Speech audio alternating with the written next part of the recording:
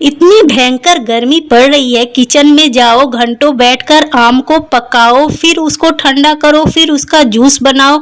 नहीं बाबा नहीं, इतनी मेहनत तो मुझसे नहीं होने वाली। मैं तो ठहरी आलसी, मैं दुकान से ही लाकर पी लूंगी, भले ही उसमें थोड़ा सा केमिकल मिला हो। तो यही सोच मुझ जैसी बहुत सी महिलाओं की होगी। आज की रेसिपी आप देख लोगे ना तो आपका माइंड ही चेंज हो जाएगा। मार्केट जैसा माजा या फ्रूटी बनाएंगे घर पर, लेकिन बिना गैस जलाए। बहुत ही सिंपल सी रेसिपी है, बहुत ही झटपट से बनकर तैयार हो जाएगी। आपको घंटों किचन में जाकर मेहनत करने की आवश्यकता नहीं है। तो चलिए बिना देर किए रेसिपी स्टार्ट करते हैं। लेकिन उससे पहले आपसे रिक्वेस्ट है, आपने अभी तक मेरे चैनल को सब्सक्राइब नहीं किया तो प्लीज़ सब्सक्राइब कर लीजिएगा। यहाँ पर इसे बनाने के लिए मैंने 3 पाव आम लिए हैं। ये तीनों आम 3 टाइप के हैं, एक ज़्यादा पका हुआ, एक मीडियम पका हुआ, एक बिना है पका हुआ, एकदम टाइट सा आम है। तो मैंने तीनों को अच्छी तरह से धोकर ले लिया है। तो इसे पहले हमें कट कर लेना है और इसका गूदा निकाल लेना है। तो इस रेसिपी में और एक फ़ायदा है, जब भी आपके घर पर ऐसा अटपटा सा आम आ जाए जो खट्टा हो, ज़्यादा पका मतलब ज़्यादा मीठा ना हो, तो आप फटाफट से माजा बना सकते हो, क्योंकि वैसा आम कोई भी खाना पसंद नहीं करता। तो यहाँ पर देखिए जार में मैंने जो पका हुआ आम था उसे निकाल लिया और थाली में जो कच्चा आम है बिल्कुल टाइट है वो अलग से निकाल कर रखा है। तो देखिए यहाँ पर मैंने पका हुआ आम पहले पीस लिया है, तो इसे हम डाल देंगे छलनी में। तो यहाँ पर मैंने बड़ा सा पतीला ले लिया है, क्योंकि हमें बनाना है इसका जूस और ये ढेर सारा बनने वाला है, तो इसलिए मैंने थोड़ा बड़ा ही बर्तन ले लिया है। तो यहाँ पर छलनी में इसे डाल दिया। अब इसी जार में हम जो कच्चा वाला आम है उसे लेंगे, साथ में हम शुगर लेंगे। इसे शुगर के साथ पीसेंगे, नहीं तो ये पिसने वाला नहीं है जल्दी। तो 1 कप शुगर मैं यहाँ पर ऐड कर रही हूँ। 1 कप मेरा बिल्कुल मेजरिंग कप के बराबर है। इसमें दूध या पानी 250 ग्राम आता है। तो देखिए इसे भी मैंने पीस लिया और देखिए शुगर के साथ पीसने की वजह से कितना अच्छा पीस चुका है, बिल्कुल प्यूरी के जैसा ये बन चुका है। तो यहाँ पर जार को धोकर मैंने इसमें पानी ऐड कर दिया। मैं यहाँ पर ठंडा पानी यूज कर रही हूँ, बिल्कुल ठंडा ठंडा। तो 1 लीटर पानी मैं पहले यूज कर रही हूँ। इसमें पानी डालते जाएंगे और इसे छानते जाएंगे। अगर आप सोचोगे कि गाढ़ा गाढ़ा छान ले तो जल्दी छनेगा नहीं, तो इसमें पानी को डालते जाना है और हमें छानते जाना है। तो बहुत ही झटपट से बन जाता है, बहुत ज़्यादा परेशानी नहीं है।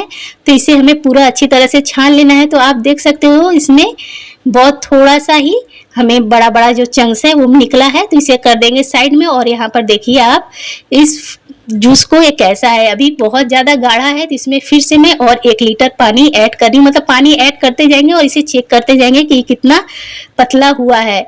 तो बिल्कुल हमें फ्रूटी माजा जो बनता है वैसा ही बनाना है। तो इसे हम चेक करते जाएंगे। अभी भी मुझे थोड़ा गाढ़ा लग रहा था तो मैंने फिर से पानी ऐड कर दिया।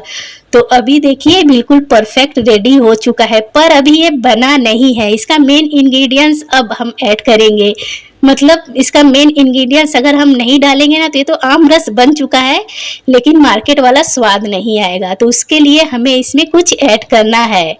तो क्या ऐड करेंगे यहाँ पर मैंने ले लिया है इमर्सन, मैंगो इमर्सन है। इसमें कलर और इस एसेंस दोनों होता है। तो मैंगो का बाजार वाला टेस्ट भी आ जाएगा और बाजार की तरह से हल्का कलर भी आ जाएगा। बाजार में आप देखोगे पूरा येलो कलर का नहीं होता, हल्का लाल टाइप में ही होता है जो आम का जूस होता है, लेकिन हमारा बहुत अच्छा सा कलर आया है। तो यहाँ पर मैंने इसमें 10 बूंद ऐड किए हैं। पहले 6 बूंद मैंने डालकर देखा तो उतना अभी ठीक नहीं लग रहा था, तो फिर से मैंने 4 बूंद ऐड कर दिए।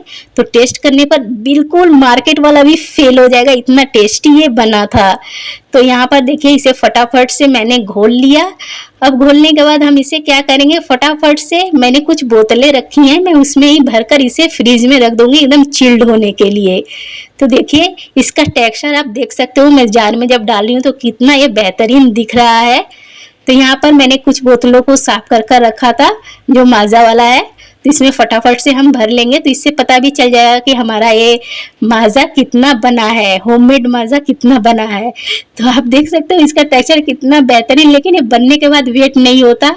मेरे बेटे ने पहले ही 1 गिलास ले लिया है और यहाँ पर देखिए 3 बोतल मैंने भर लिए। एक 1 लीटर वाली है और 2 हाफ लीटर वाली है। तो यहाँ पर 2 लीटर और 1 गिलास मेरे बेटे ने ले लिया और जार में बचा, मतलब 2.5 लीटर से भी ज़्यादा बना था। तो इसे मैं ठंडा होने के लिए रख दूँगी। दूंगी फ्रीज में। और आप देख सकते हो इसका कलर टेक्सचर लग रहा है ना, बिल्कुल हमने जो मार्केट से माजा ये खरीद कर लाया है, लेकिन ये हमारा घर पर बना हुआ बहुत टेस्टी सा माजा है। इसे आप 1 हफ्ते तक फ्रीज में स्टोर कर रख सकते हो।